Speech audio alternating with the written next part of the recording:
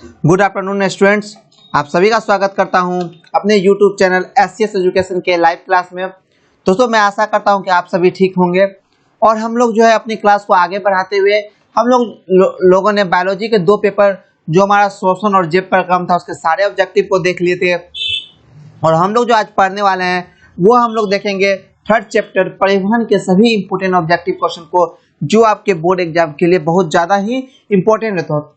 तो हम लोग सभी ऑब्जेक्टिव क्वेश्चन को इस चैप्टर से जितने भी पूछ सकते हैं हम वो सभी ऑब्जेक्टिव क्वेश्चन को की क्लास में देखेंगे और पढ़ेंगे। तो मैं आशा करता हूं कि आप सभी हमारे क्लास के लिए तैयार हो चुके होंगे और हम लोग जो है अपनी क्लास को आगे बढ़ाते हैं और सभी स्टूडेंट जो है 8:02 तक अपने क्लास को ज्वाइन कर सकते हैं। 8:02 के बाद हमारा क्लास चालू हो जाता है। तो आप सभी के लिए हर एक जो मैं बोलूँगा वो सभी आपके लिए इम्पोर्टेंट होता है। तो आप सभी आशा करता हूँ कि 8:02 तक क्लास को ज्वाइन कर लेंगे। तो हम लोग अपने क्लास को आज की शुरुआत करते हैं। तो दोस्तों, क्लास स्टार्ट करने से पहले बता दूं, अगर आप हमारे चैनल पर अभी तक को सब्सक्राइब नहीं किए हैं तो हमारे चैनल को सब्सक्राइब कर दें, साथ में बेल आइकन को भी प्रेस कर दें ताकि आपको हमारे सभी क्लास की नोटिफिकेशन मिलते रहे।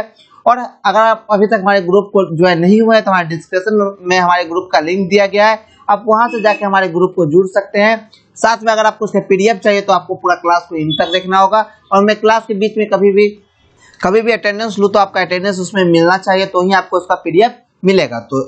तो अगर आप लोग मैसेज भी कर सकते हैं, हमारा नंबर आप लोगों को नीचे दिया गया, आप लोग उस पर मैसेज भी कर सकते हैं जो हमारा नंबर आप लोगों के स्क्रीन पर है।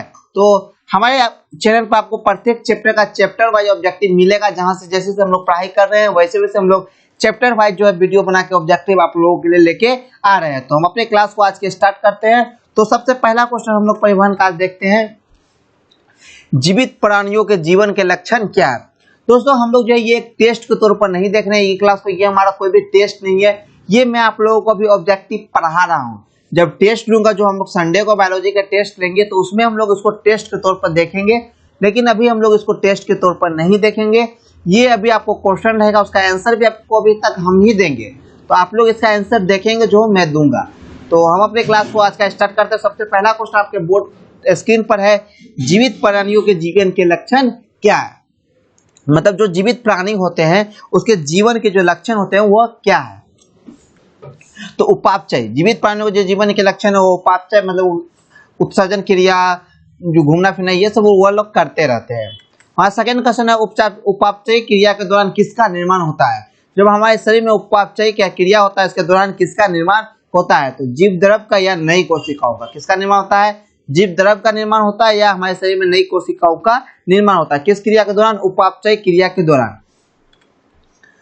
हमारा थर्ड क्वेश्चन है, शरीर के ऊपर पदार्थ का अनुरक्षण किस क्रिया द्वारा होता है। जो हमारे शरीर के ऊपर एक पदार्थ है उसका अनुरक्षण मतलब किस पदार्थ प्रक्रिया के द्वारा होता है। तो इसका आंसर होगा परिवहन।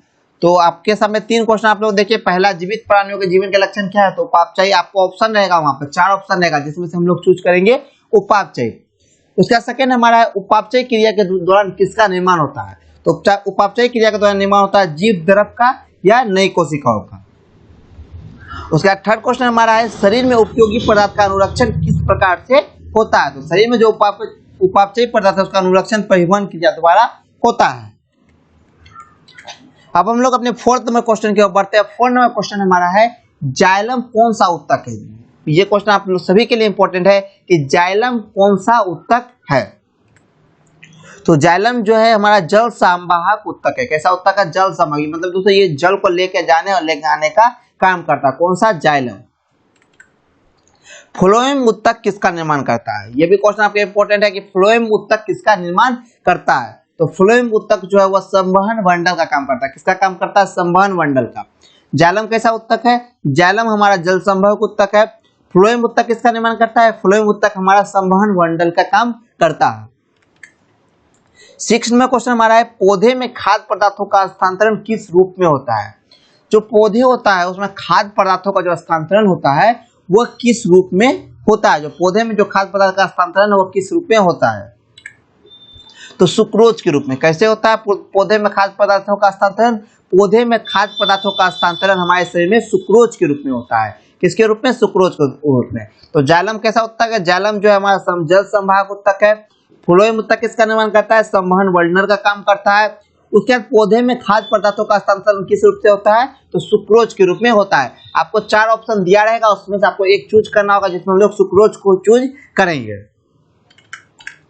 अब हमारा 7 में क्वेश्चन है, भूजल पर जल किस दाब जल अवशोषण करते हैं, किस दाब से जल अवशोषण करते हैं। भूजल पर जो है जड़ जो है हमारा किस दाब से जल का अवशोषण करता है, तो इसका आंसर होगा अस्पर्शी दाब पर। अस्पर्शी किस दाब पर, अस्पर्शी दाब पर जो है हमारा भूजल है वो जल जो है जल को अवशोषण करता है।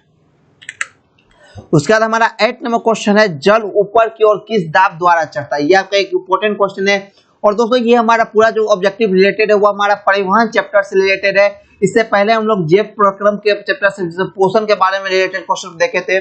कल की क्लास में हम लोग शोषण से रिलेटेड देखे थे। आज हम लोग जो देख रहे हैं वो हम लोग देख रहे हैं परिवहन से रिलेटेड। आप लोग सारे ऑब्जेक्टिव आपके एग्जाम के लिए इंपॉर्टेंट है और इस चैप्टर से जितने ऑब्जेक्टिव बन सकते हैं मैंने वो ऑब्जेक्टिव आपके लिए बना के लेके आया हूं। तो आप लोग पूरे अंत तक क्लास को ज्वाइन करके रखें, पूरे अंत तक क्लास को ज्वाइन करें, क्योंकि अगर आपका 30 मिनट लगता है तो 30 मिनट में बहुत सारा चीज सीख लेंगे। तो हम लोग का क्वेश्चन है, जल ऊपर की ओर किस दाब द्वारा चढ़ता है, तो मूल दाब द्वारा। किस दाब द्वारा जल ऊपर चढ़ता है, मूल दाब के द्वारा जो है जल हमारा ऊपर चढ़ता है।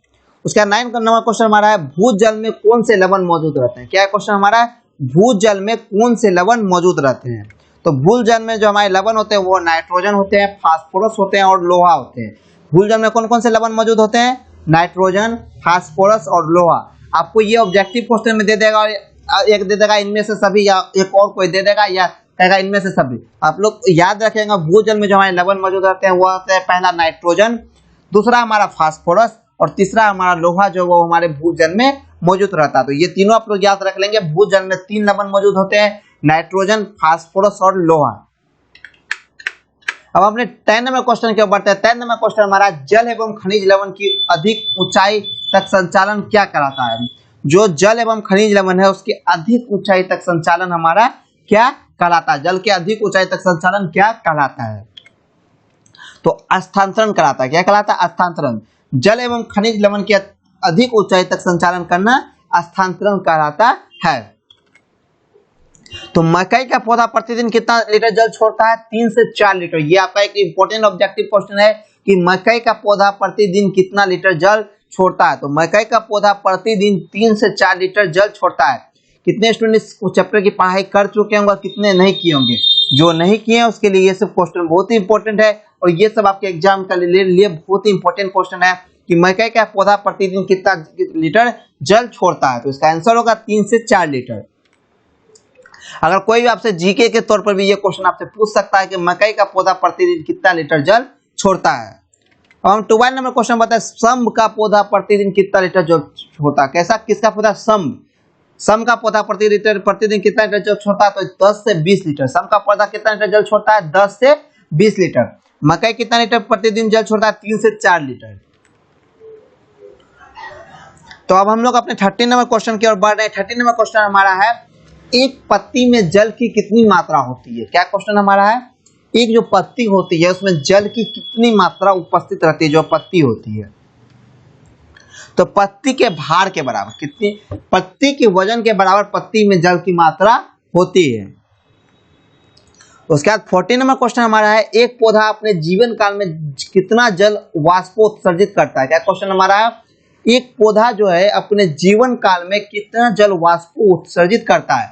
दोस्तों ये सब आपका जीके से भी रिलेटेड क्वेश्चन है, जो आपके जीके में भी पूछ सकता है कि एक पौधा जो अपने जीवन काल में कितना लीटर जल उत्सर्जित करता है। तो इसका आंसर होगा शरीर के भार के 100 गुना। कितना, जो उसका शरीर का जो भार होता है, मतलब पौधे का जो जितना वजन होता है उसका 100 गुना वो अपने जीवन में वाष्पोत्सर्जित करता है। किसका, जल का, मतलब दोस्तों छोड़ता है। उसका 15वां क्वेश्चन है, पौधे में वाष्पोत्सर्जन की क्रिया कब तक जारी रहता है। क्या क्वेश्चन है हमारा 15 नंबर, पौधे में जो है वाष्पोत्सर्जन की क्रिया कब तक जारी रहता है। तो पौधे में जो वाष्पोत्सर्जन की क्रिया है वह जल स्तंभ के अक्षुण्ण रहने तक, मतलब दोस्तों जल जब तक उसको मिलता रहेगा तब तक पौधे में वाष्पोत्सर्जन की क्रिया होते रहेगी। अब हमारा 16 नंबर क्वेश्चन है, संभरण शिरा क्या है। क्या क्वेश्चन हमारा 16 नंबर, संभरण शिरा क्या है। तो संभरण शिरा जो है अधिक सांद्रता वाले भाग को हम लोग क्या बोलते हैं, संभरण शिरा। अत्यधिक सांद्रता वाले जो भाग होते हैं उसको हम लोग क्या बोलते हैं, संभरण शिरा कहते हैं। उपभोग शिरा क्या है, तो उपभोग शिरा जो है हमारा कम सांद्रता वाले जो भाग होते हैं उसको क्या बोलते हैं, उपभोग शिरा। ये दोनों आपका 2 नंबर का क्वेश्चन है कि ये सब क्वेश्चन आपसे 2 नंबर में पूछ सकता है कि संभरण शिरा किसे कहते हैं। तो अधिक सांद्रता वाले भाग को हम लोग क्या बोलते हैं, संभरण शिरा कहते हैं।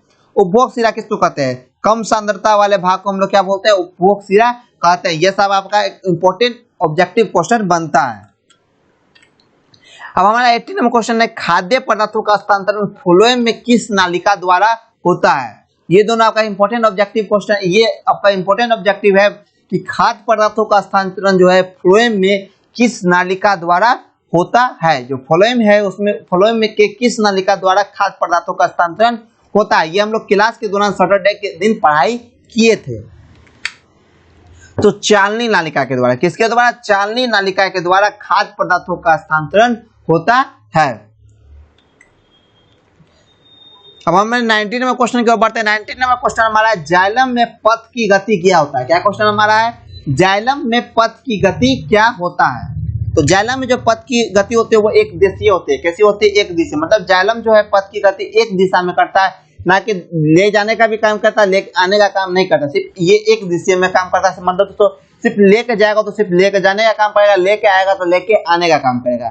तो ये सिर्फ एक दिशा में काम करता है। कौन, तो जाइलम।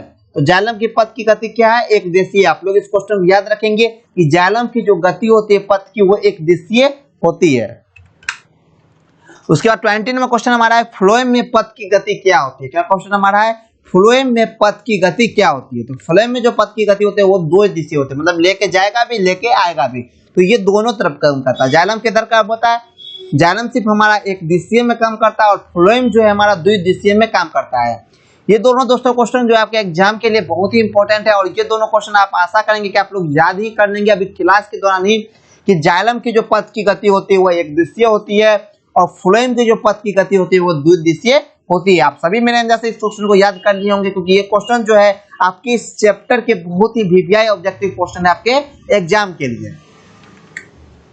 अब हम लोग 21 नंबर क्वेश्चन की ओर बढ़ते हैं। 21 नंबर क्वेश्चन हमारा है, रक्त परिवहन में कौन सा अंग भाग लेता है। क्या क्वेश्चन हमारा 21 नंबर, रक्त परिवहन में कौन सा अंग भाग लेता है। मतलब दोस्तों रक्त के जो संचालन होते हैं इसमें कौन से अंग भाग लेते हैं। तो रक्त परिवहन में हमारे भाग लेते हैं, रक्त लेते हैं, हृदय लेता है और रक्त वाहिनियां लेती है। ये तीनों मिलकर जो है हमारे शरीर में रक्त परिवहन का कार्य करता है। कौन कौन, रक्त, हृदय और रक्त वाहिनियां। तो फ्लोएम में पथ की गति क्या होती है, फ्लोएम में पथ की गति द्विदिशीय होती है। जाइलम में पथ की गति एक दिशीय होती है। रक्त में परिवहन तंत्र के अंदर भाग लेता है रक्त, हृदय और रक्त वाहिनियां। अब हमारा 22 नंबर क्वेश्चन है, लासिका तंत्र क्या है। क्या क्वेश्चन हमारा 22 नंबर, लासिका तंत्र क्या है। तो लासिका एक परिवहन तंत्र है। क्या तंत्र है, परिवहन तंत्र है। लासिका कैसा तंत्र है, लासिका हमारा परिवहन तंत्र है। उसका 23 नंबर क्वेश्चन है जो आपका बहुत ही इंपॉर्टेंट वीवीआई ऑब्जेक्टिव क्वेश्चन बनता है कि रक्त का पीएच मान कितना होता है। क्या क्वेश्चन है हमारा, रक्त का पीएच मान कितना होता है। कितने स्टूडेंट जानते भी होंगे, जो इसका क्वेश्चन का आंसर जानते हैं उसके लिए हमारा लाइव कमेंट सेशन चालू है। आप सभी वहां आंसर दें, मैं सभी का आंसर का वेट करता हूं कि जितने स्टूडेंट लाइव को चैट को देख रहे हैं, 15-20 स्टूडेंट जो देख रहे हैं वो हमारे लाइव चैट में कमेंट करें कि रक्त का पीएच मान कितना होता है। सभी का मैं आंसर देख रहा हूं और खासकर सभी स्टूडेंट इस क्वेश्चन का आंसर देंगे। तो सभी स्टूडेंट्स का आंसर दे दिए हैं, मैं सभी का स्टूडेंट का आंसर चेक कर, सभी स्टूडेंट्स का आंसर सही दिए हैं।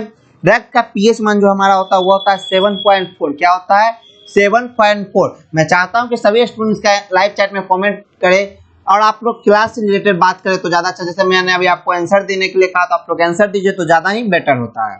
तो हम अपने 24 नंबर क्वेश्चन की ओर बढ़ते हैं और 24 नंबर क्वेश्चन हमारा है, रक्त को कौन सा उत्तक कहा जाता है। क्या क्वेश्चन हमारा है, रक्त को कौन सा उत्तक कहा जाता है। तो रक्त को जो है हमारा तरल संयोजी उत्तक कहा जाता है। रक्त को कौन सा उत्तक कहा जाता है, रक्त को तरल संयोजी उत्तक कहा जाता है। रक्त को कैसा उत्तक कहा जाता है, तरल संयोजी उत्तक। हम अपने 25 नंबर क्वेश्चन की ओर बढ़ते हैं। 25 नंबर क्वेश्चन हमारा है, प्लाज्मा का रंग एवं अवस्था कैसा होता है।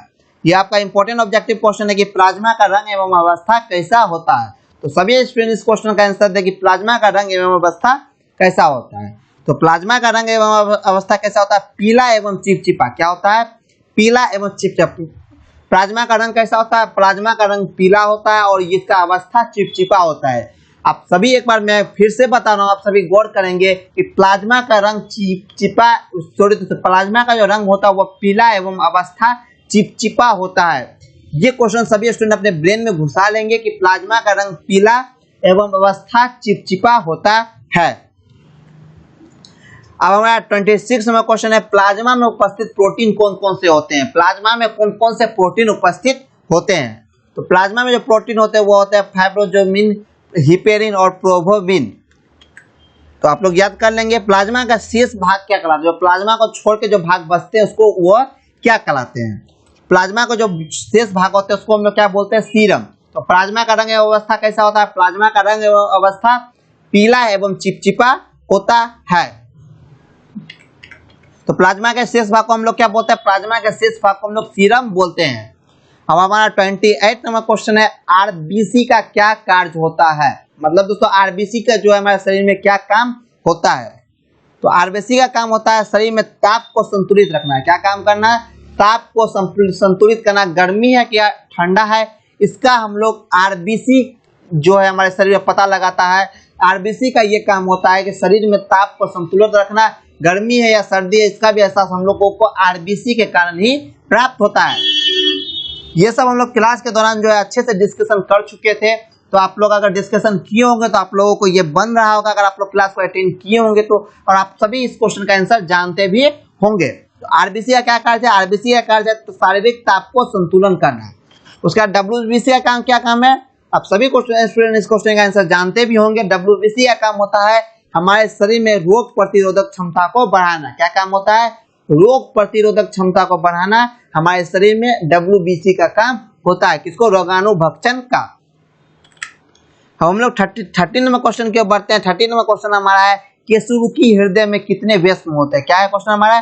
केसुरुकी हृदय में कितने व्यस्म होते हैं? तो केसुरुकी हृदय में 4 व्यस्म होते हैं। कितने व्यस्म होते हैं? 4। केसुरुकी हृदय में कितने व्यस्म होते हैं? 4। तो आरबीसी का क्या काम होता है? आरबीसी का कार्य होता है हमारे शरीर में शारीरिक ताप को संतुलन करना। डब्ल्यूबीसी का काम होता है रोगाणुभक्षण करना। और केसुरुकी हृदय में कितने व्यस्म होते हैं? टोटल 4। दोस्तों आप लोग पूरा क्लास को अटेंड करेंगे क्या, ताकि आप लोगों का क्या ये क्वेश्चन ऑब्जेक्टिव जो है पूरा इस चैप्टर का एंड हो जाए, ताकि हम लोग जो है कल जो स्टार्ट करेंगे ज्योग्राफी का सेकंड चैप्टर जो हम लोग कल से स्टार्ट करेंगे, ताकि वो हम लोग कल से स्टार्ट कर सके। क्योंकि हम लोग बहुत दिन से 2 सप्ताह से लगभग हम लोग साइंस पेपर को ही देख रहे हैं, ताकि हम लोगों का सोशल साइंस अभी तक बहुत पीछे हो गया है। तो कल हम लोग जो है, वैसे भी बृहस्पतिवार है, बृहस्पतिवार है, तो हम लोग कल जो है ज्योग्राफी का पेपर देखेंगे। तो आप लोग ज्योग्राफी के क्लास को अगर कल अटेंड करना चाहते हैं तो हम लोग इस चैप्टर के सारे ऑब्जेक्टिव को आज इन करके कल जो है हम लोग ज्योग्राफी में घुस जाएंगे। अब हमारा 31 नंबर क्वेश्चन है, रक्त को थक्का बनाने में सहायक होते हैं। रक्त को जो थक्का बनाने में कौन से काम चीज सहायक होते हैं? तो रक्त पट्टिका, जिसको हम लोग हिपेरिन बनाते हैं, जो हमारे रक्त को थक्का बनाने का कार्य करता है। ये आपका इंपॉर्टेंट ऑब्जेक्टिव है, रक्त को थक्का बनाने का कार्य कौन करता है? तो रक्त पट्टिका, जिसको शॉर्ट में हम लोग हिपेरिन भी बोलते हैं। तो इसका काम होता है रक्त को थक्का बनाना। आप सभी याद रखेंगे, रक्त को थक्का बनाने का जो काम होता है वो रक्त पट्टिकाणु का होता है। उसके बाद हमारा 32 नंबर क्वेश्चन है, सीरम क्या है? क्या क्वेश्चन हमारा? सीरम जो है वो हमारा क्या है? सीरम हम लोग किसको बोलते हैं? तो सीरम जो है फाइब्रोजनित रहित प्लाज्मा को सीरम कहता है। जो है प्लाज्मा का जो शेष भाग बच जाता है उसको हम लोग क्या बोलते हैं? सीरम। तो फाइब्रोजन रहित प्लाज्मा को सीरम कहा जाता है। उसका 33 दोस्तों यहाँ टाइपिंग मिस्टेक, यहाँ 33 हो जाएगा। उत्तक द्रव क्या है? क्या क्वेश्चन हमारा? उत्तक द्रव क्या है? उत्तक द्रव जो है रक्त प्लाज्मा को उत्तक द्रव कहता है। किसको कहता है? रक्त प्लाज्मा को जो है उत्तक द्रव कहा जाता है। तो रक्त को थक्का बनाने का काम किसका होता है? तो रक्त पट्टिका, जिसको हम लोग क्या बोलते हैं? हिपेरिन। उसके बाद सीरम क्या है? फाइब्रोजनिन रहित प्लाज्मा को हम लोग क्या बोलते हैं? सीरम। उत्तक द्रव किसको बोलते हैं? रक्त प्लाज्मा को उत्तक द्रव कहते हैं। उसका 33 नंबर क्वेश्चन हमारा है, डब्ल्यूबीसी कैसा होता है? टोटल जो है आपका 41 या 45 ऑब्जेक्टिव क्वेश्चन होगा इसमें। 41 से 45 ऑब्जेक्टिव क्वेश्चन होगा इसमें। तो आप सभी उस ऑब्जेक्टिव क्वेश्चन को अटेंड करेंगे और क्लास जो है कुछ देर और चलेगा, तो आप लोग पूरे क्लास को अटेंड करेंगे। तो WBC कैसा होता है? तो WBC हमारा लचीला होता है। WBC कैसा होता है? लचीला होता है। हृदय की ओर केवल कौन ले जाता है? हृदय का जो और जो रक्त केवल कौन ले जाता है? तो सिराओं द्वारा। हृदय के जो और जो रक्त ले जाता है उसका काम किसका काम होता है? केवल वो सिराओं का होता है। उसका 35 नंबर क्वेश्चन हमारा है वेशमों का संकुचन क्या कहलाता है? क्या है वेशमों का संकुचन क्या कहलाता है? उसको शिथिलन क्या कहलाता है? शिथिलन। तो इस स्लाइड में सबसे आपका इंपॉर्टेंट ऑब्जेक्टिव क्वेश्चन है वो है WBC कैसा होता है? ये आपका एक इंपॉर्टेंट ऑब्जेक्टिव क्वेश्चन है इस स्लाइड का। तो WBC हमारा लचीला होता है। उसका सेकंड क्वेश्चन है हमारा जो इंपॉर्टेंट है वो है वेशमों का संकुचन क्या कहलाता है? तो वेशमों का जो संकुचन है वो हमारा शिथिलन कहलाता है। 36 में क्वेश्चन हमारा है पूरे शरीर में रक्त का संचालन कौन सा अंग कराते हैं? जो पूरे शरीर में जो रक्त का संचालन है वो कौन कराते हैं? तो वो हृदय कराते हैं। तो सामान्यतः रक्तचाप कितना होता है? जो सामान्यतः रक्तचाप होता है शरीर में वो कितना होता है? 80/120 mm। कितना होता है? 80/120 mm। आप सभी क्वेश्चन को याद कर लेंगे कि सामान्यतः रक्तचाप जो होता है वो हमारे शरीर का 80/120 mm होता है। कितना होता है? 80/120 mm। सामान्यतः रक्तचाप कितना होता है? 80/120 mm। उसका 38 नंबर क्वेश्चन हमारा है हाइपरटेंशन के क्या कारण है? हाइपरटेंशन जो होते हैं उसके क्या कारण है? जिसको हम लोग हार्ट अटैक बोलते हैं। तो हाइपरटेंशन के कारण है अत्यधिक रक्तचाप। क्या है? अत्यधिक रक्तचाप जो है हमारे शरीर में हाइपरटेंशन के कारण है। उसके 39 नंबर क्वेश्चन हमारा है एक कोशिकीय शैवालों में जल का परिवहन किसके द्वारा होता है? क्या क्वेश्चन हमारा है एक कोशिकीय शैवालों में जल का परिवहन किसके द्वारा होता है? तो एक कोशिकीय शैवालों में जल का परिवहन जो है वो हमारे विसरण द्वारा होता है। किसके द्वारा होता है? विसरण द्वारा। एक कोशिकीय जीव शैवालों में जल का परिवहन किसके द्वारा होता है? तो विसरण के द्वारा। उसके बाद 40 नंबर क्वेश्चन हमारा है पानी में घुलित खनिज का पौधा हस्तांतरण में होता है। पानी में घुलित खनिज का पौधा में हस्तांतरण किसे होता है? तो पानी में जो घुलित खनिज का होता है उसका पौधा जाइलम नालिका द्वारा। किसके द्वारा होता है? जाइलम नालिका के द्वारा पानी में घुलित खनिज का पौधा में हस्तांतरण होता है। उसके बाद 41 नंबर क्वेश्चन हमारा है फ्लोएम में खाद्य पदार्थों का परिवहन पौधा में किस दिशा में होता है? क्या क्वेश्चन हमारा है फ्लोएम में खाद्य पदार्थों का परिवहन पौधे में किस दिशा द्वारा होता है? तो फ्लोएम में जो है खाद्य पदार्थों का परिवहन जो होता है वो हमारा ऊपर और नीचे दोनों की तरफ होता है। कैसा होता है? द्विदिशीय, ऊपर और नीचे दोनों की तरफ पौधे में खाद्य पदार्थों का परिवहन होता है। उसके बाद 42 नंबर क्वेश्चन हमारा है जल तथा घुलनशील लवण को मूलाधार से पत्तियों तक पहुंचाने की क्रिया किस ऊतक द्वारा संपन्न होती है? तो इसका आंसर होगा जाइलम द्वारा। किसके द्वारा? जाइलम के द्वारा। तो ये दोस्तों हमारा आज का लास्ट क्वेश्चन रहा। तो आपका क्लास जो है इसी क्वेश्चन के साथ एंड होता है। तो अभी तक जितने भी स्टूडेंट क्लास को देखे हैं वो अपना अपना पहले अटेंडेंस बना देंगे ताकि उसका अटेंडेंस मैं मिला लूं। तो अभी आप लोग 8:25 का आप लोग अटेंडेंस बनाएंगे जो आपका टाइम हो रहा है 8:25 का। आप लोग इसका स्क्रीनशॉट लेके हमें भेजेंगे तो ही आपको इसका PDF मिलेगा। तो अभी क्लास आप लोगों का सेशन चालू है तो आप सभी सबसे पहले अपने अपने अटेंडेंस को बनाएं। तो मैं सभी स्टूडेंट का क्लास को बनाने का अटेंड करता हूं कि आप सभी स्टूडेंट अपना अपना अटेंडेंस बनाएंगे। और हाँ अभी कोई भी स्टूडेंट क्लास को छोड़ के जाएंगे नहीं क्योंकि आज उससे कुछ बात करना है।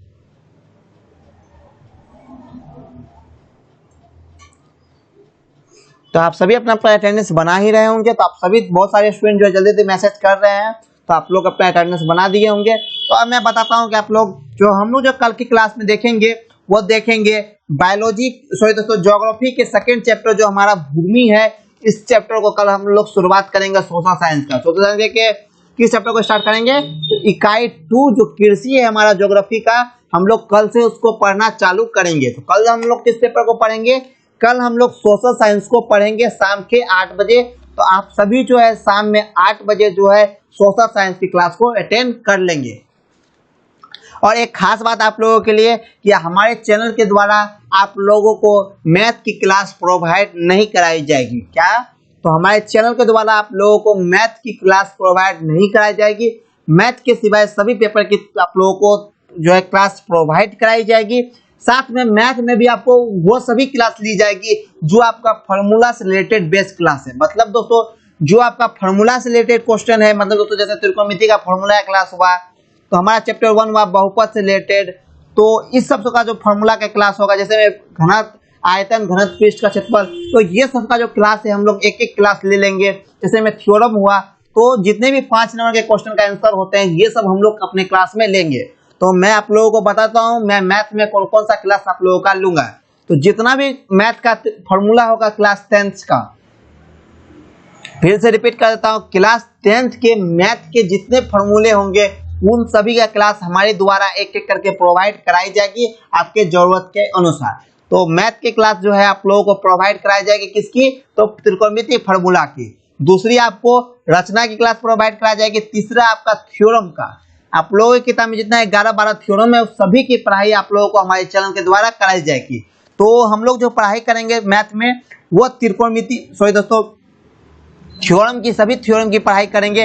बाद में ये सब जो हम लोग हमारे चैप्टर के जो है सिर्फ हम लोग मैथ की पढ़ाई चैप्टर वाइज हम लोग अपने चैनल पर नहीं करेंगे। अगर आपको कोई प्रॉब्लम होता है तो आप हमसे पूछ सकते हैं, मैं आपको उस प्रॉब्लम, उस पर्सनल क्वेश्चन को आप लोगों को सॉल्व करके आपके व्हाट्सएप पर भेज दूंगा।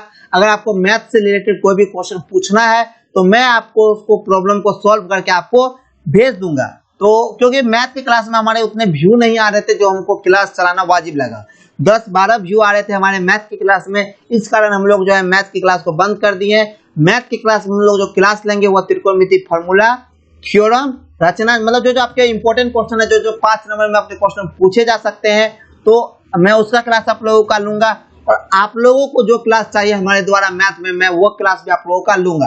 तो मेरा जो क्लास आपको मैथ का अच्छा लगता है आप लोग हमें बताएं तो मैं भी वो क्लास को ले लूंगा। तो इसी बातों से मैं अपने क्लास को एंड करता हूं। तो कल हम लोग ज्योग्राफी की क्लास को देखेंगे। तो मिलते हैं कल के 8 बजे की क्लास में, तब तक के लिए बाय।